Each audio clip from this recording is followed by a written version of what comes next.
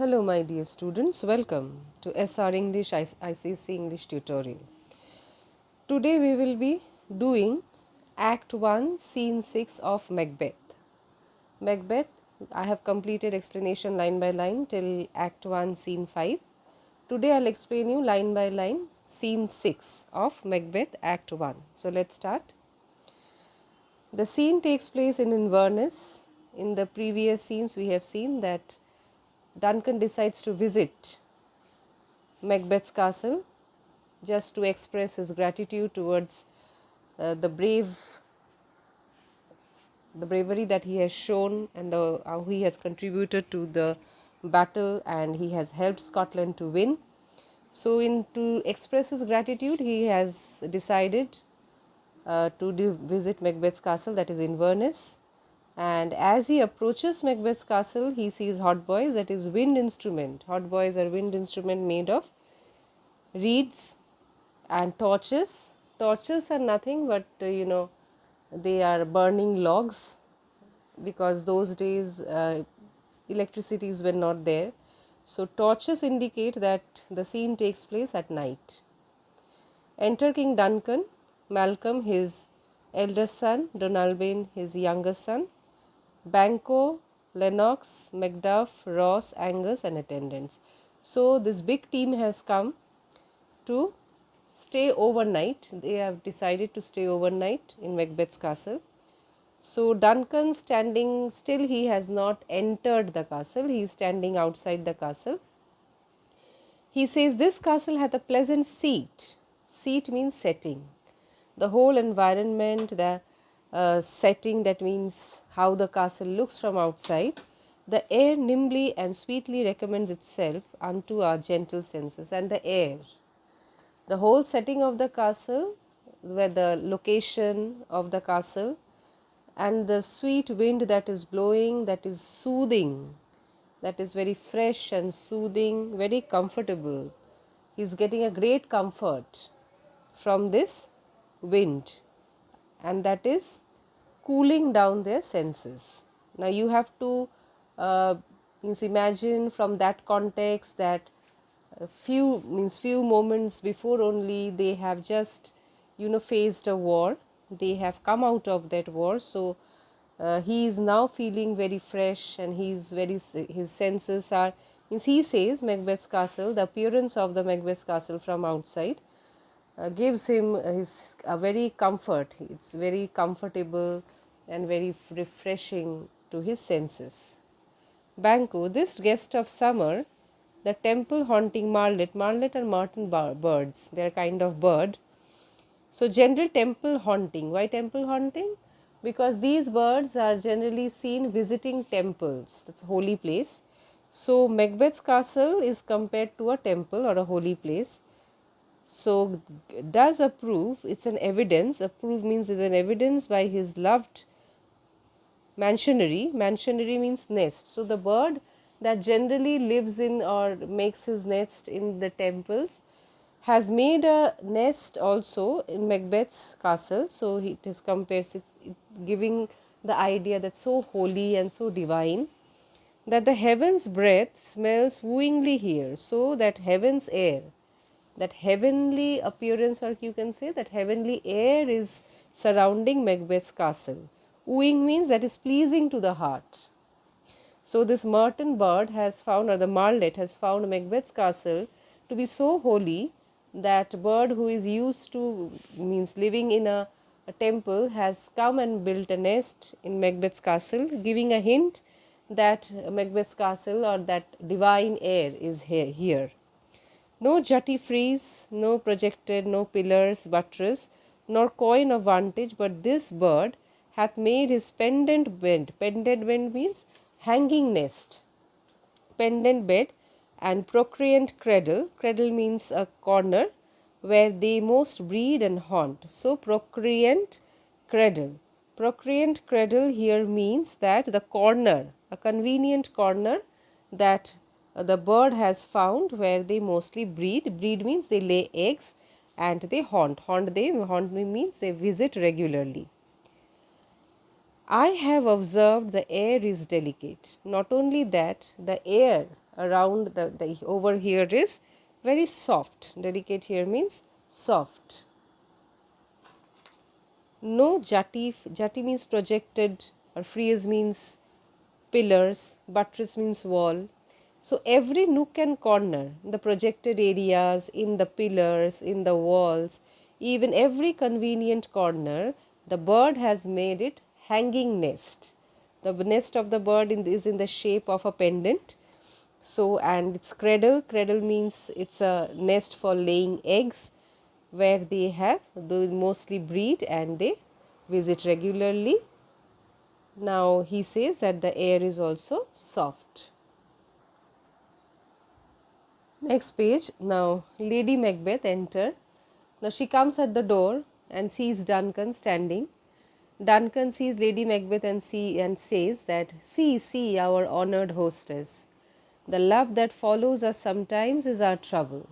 So he says that the hostess is now has become very anxious, and she's very busy now. She's become very busy to welcome us, and so he says that the love that follows, love that is offered or often shown us, that sometimes is our trouble. Sometimes is our trouble means it makes us, means it's a trouble that to how you can comfort the guest. So that's a trouble, sometimes put us in trouble to show, we make every effort, to show the person that he is loved. So here Lady Macbeth has come to receive them as a hostess, and making every effort, making her best to show that all the guests are welcome, which still we thank as love. And this trouble that she is taking, we are grateful for that. We thank her a lot for this love. Herein I teach you how you shall bid God. Bid means pray God, yield us for your pains. Herein I teach you how you shall bid God yield us for your pains and thank us for your trouble. So he says, herein I teach you, in this way, I teach you how you shall pray God. Bid God means how you shall pray God to reward us. Us means Duncan. To reward Duncan for your pains, and you shall thank me. Us means Duncan for your trouble, for the trouble that I have. For this trouble, you should thank me, and you should pray God to reward us for this trouble. Now he is telling this in jest. He is just you can say just jokingly he says that you should thank God, you should pray to God to reward us, that I have given you this chance to show me love.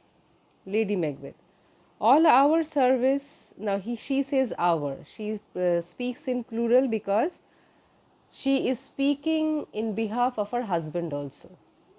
So both Macbeth and Lady Macbeth, she speaks for both of them on behalf of Macbeth also. So she speaks in plural. So she says our. All our service in every point twice done, and then done double, were poor and single business to contend against those honours deep and broad, wherewith your majesty loads our house. So she says, all our service, whatever we can do for you, whatever we can do for you is nothing, in every point twice done. If we do it twice and then double, twice into 2, that means 4 times. If we try our best to serve you with all our effort, that is 4 times. We are poor and single. Poor means that also will appear very weak, and single business means very simple, it will appear it's nothing. To contend means to strive. We are striving, we are fighting against. If we try to do our best, it will appear nothing in front of those honors. Okay, those honors. So she says that this line, were poor and single business to contend against those honors deep and broad here means great, that the honors and the return means whatever you have given us is nothing.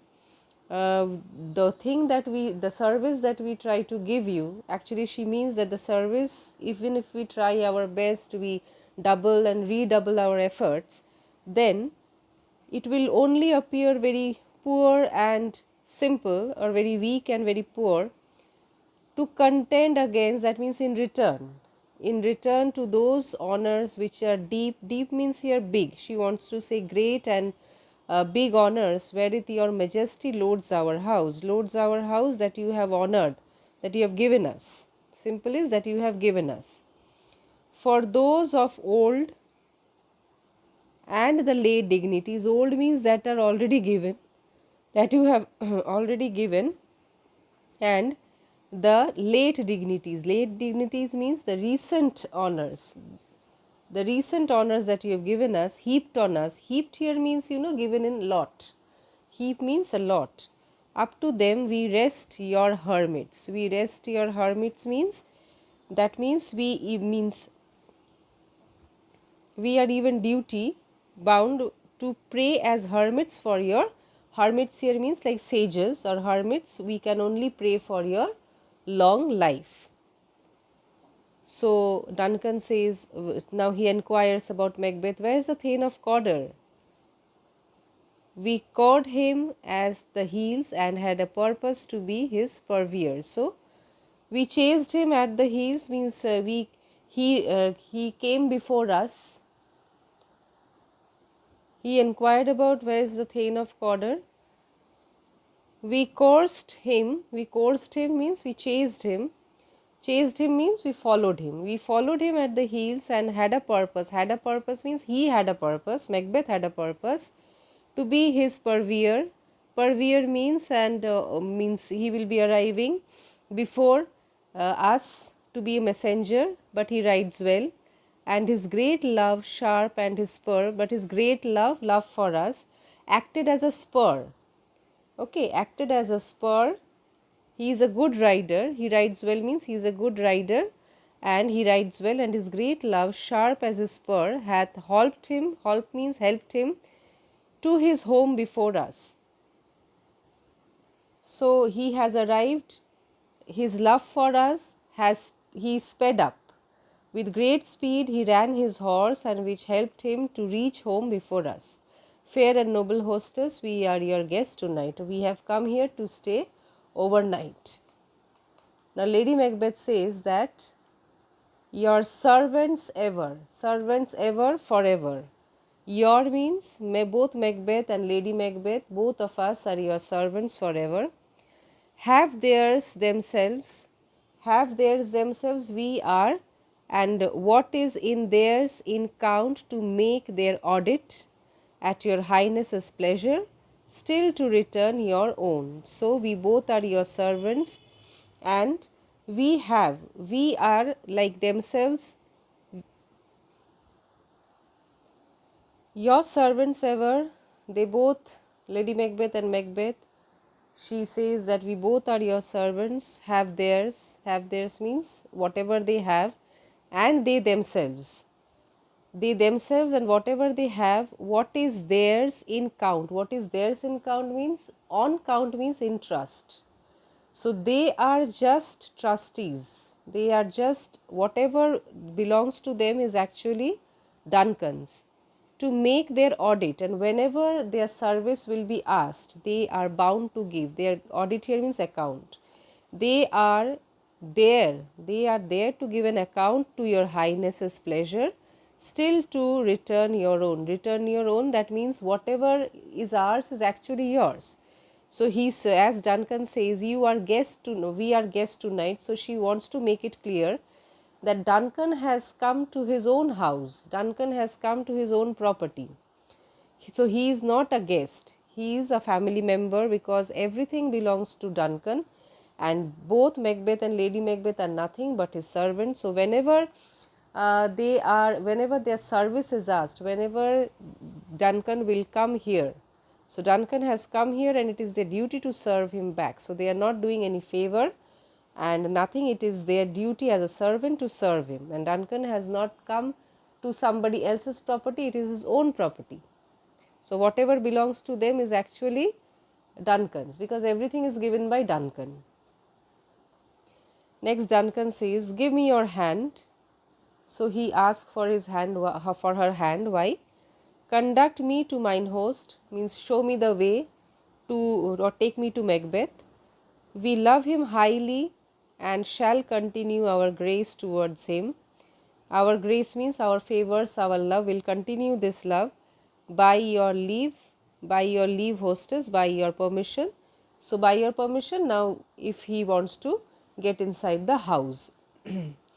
Now if you see this whole scene, the whole scene is, you can see, is ironical. Ironical in the sense, in the first, if you see the or if you go back to the first scene, we will see that how Duncan praises this castle. Even Banquo calls it a temple, is a close, has a very divine air around the castle.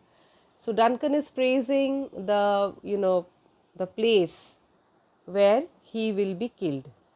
Every speech that he says that here he has come here, means the love, that Macbeth's love and the host love of the hostess, that is Lady Macbeth. Everything he again puts his trust, and he thinks that this is a Macbeth's, means house is so pleasant, and he praises the castle. This castle is almost like a temple, and here this house he will have his grave. So you can say this scene is bit ironical. So it's a very short scene, and it you can say it shows, means a bit throws light on Duncan's character. So the entire scene is, I told you, full of irony of human life and action, and it is very unfortunate again, because the hostess on whom so the unfortunate Duncan addresses as honored, and it is all, it means then it's like means they are the person who will be harming him. And Macbeth, we don't see Macbeth in this scene. You can say this is almost a scene, or means where Lady Macbeth takes up, where Macbeth is absent. We only hear about him. Macbeth does not come to receive Duncan. Lady Macbeth comes to receive. So maybe he is in dilemma, or he is having some mental trouble to take whether to do that diabolic action or not. So this is what it's means. What now, what follows is the suspense. So that is the end of explanation, and if you find this explanation helpful, please share it with your friend, and if it benefits you or helps you in any way, then please like, share and subscribe the channel. Thank you.